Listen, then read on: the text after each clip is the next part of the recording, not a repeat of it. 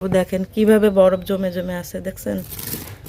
এত বরফ কখনো আমার ফ্রিজে জমে নাই। তো গত 1 মাস ধরে হচ্ছে ফ্রিজটা বন্ধ ছিল, এই কারণে কি কোনো সমস্যা হলো কিনা বুঝতেছি না। দেখেন প্রচুর বরফ জমছে। আমি একবারে কম দিছি, মানে একে দিয়ে থুইছি।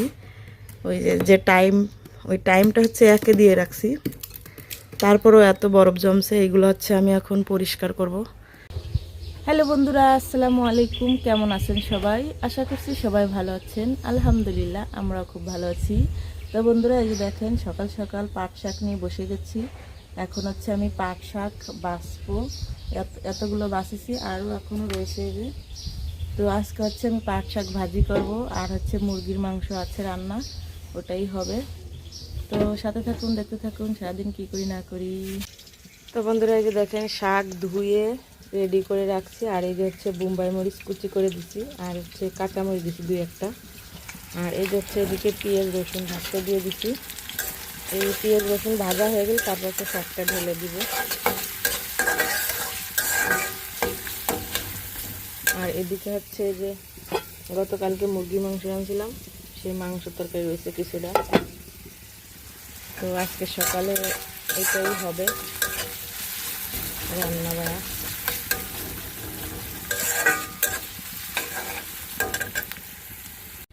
বন্ধুরা দেখেন, আমার শাক ভাজি করা হয়ে গেছে। এখন হচ্ছে আমি নামাই নেব। এত মজা হয়েছে শাকটা, আমি একটু খেয়ে দেখছি। খুব মজার একটা শাক।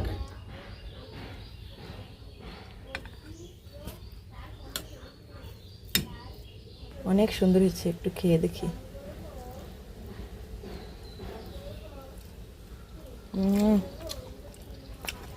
সেই টেস্ট হয়েছে।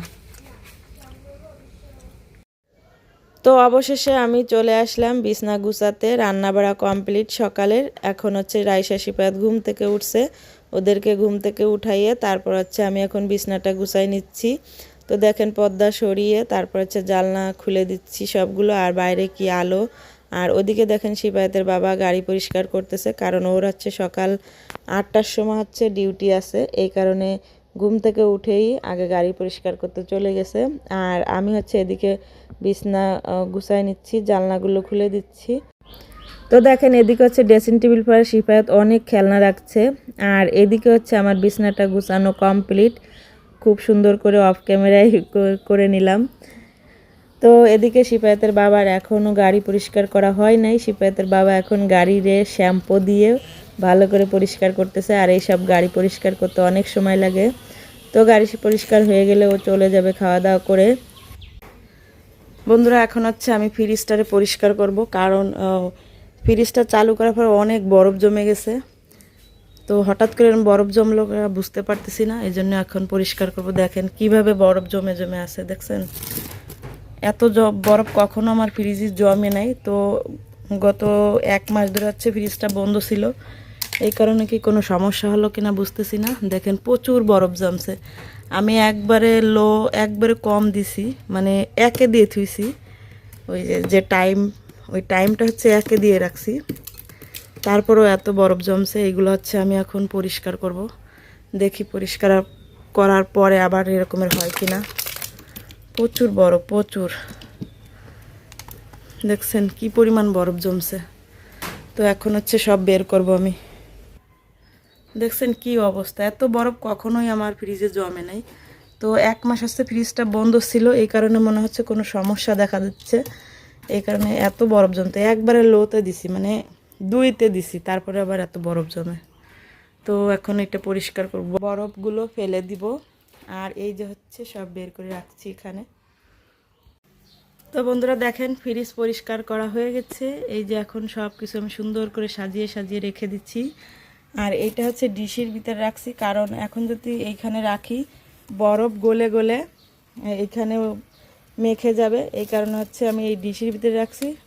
সব কিছু এইটার ভিতরে পড়বে, তারপরে যখন এটা আবার বরফ হয়ে যাবে তখন ডিশটা নামাই ফেলবো, এগুলো আর কি এখানে রাখবো।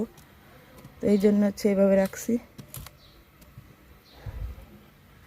তো এই যে কেমন হয়েছে আমার ফ্রিজ পরিষ্কার করা, অবশ্যই অবশ্যই বলবেন।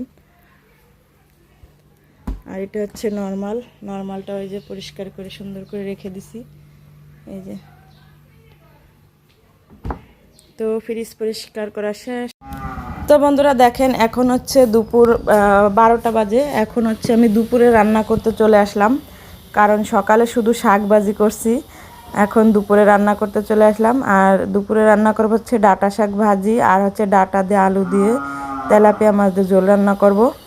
তো দেখেন এই যে সব কিছু রেডি করে রাখছি, এখন হচ্ছে রান্না করব। আর হচ্ছে আমি আজকে মাটির চুলায় রান্না করব, কারণ আমি প্রায় গ্যাসে রান্না করি। তো এখন মনে চাইলো যে একটু মাটির চুলায় রান্না করি।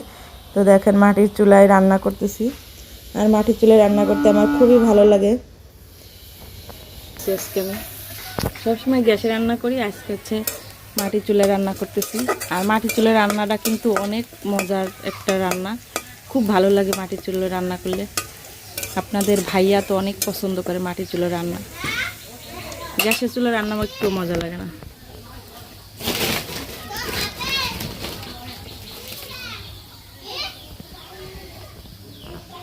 তো এই হচ্ছে আজকে আমার রান্না বাড়ার রেসিপি। বন্ধুরা দেখেন আমার তরকারি রান্না প্রায় কমপ্লিট, এখন হচ্ছে নামাই নিব। এটা হচ্ছে ডাঁটা দিয়ে আলু দিয়ে তেলাপিয়া মাছ দিয়ে ঝোল। তো দেখেন এই গরমে বসে রান্না করতে আমার তো একদম জীবন বেরোয় যাচ্ছে, মানে এত গরম লাগতেছে। বাইরে প্রচুর বাতাস, কিন্তু আমার রান্নাঘরটা একদম বাতাস নাই, অনেক গরম। তো এই যে হচ্ছে রান্না হয়ে গেছে, এখন হচ্ছে আমি নামাই নিব। এই যে পিঁয়াজ পুড়ে গেছিলো একটু।